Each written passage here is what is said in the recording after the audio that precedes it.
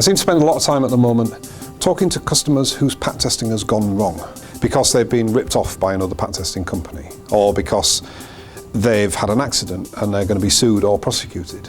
Or as in one case I came across recently, a customer decided not to do their pat testing this year to save cash, and then when they'd had a fire, they found that their insurance company weren't going to pay out.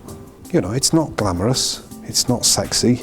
At the very least, it's an expense. Now, some people, of course, have to test their stuff every year. They don't have any choice. If you're in a band, if you work as a mobile DJ, you have to have your equipment tested every year because the venues that you're working in insist upon it. It's different, of course, if you've got a factory full of machinery. It's different if you have a workshop full of power tools.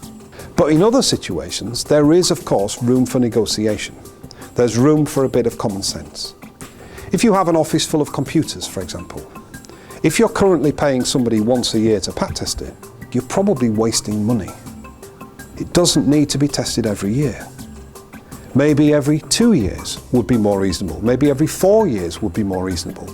Or maybe you don't even need to test it at all, provided that you have some system in place where the person who uses the thing on a day-to-day basis can do some simple checks themselves, what we call user checks.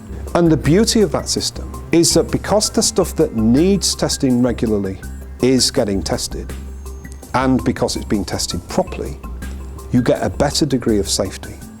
But because you're not wasting time and money testing stuff unnecessarily, you almost always make a significant saving in cost.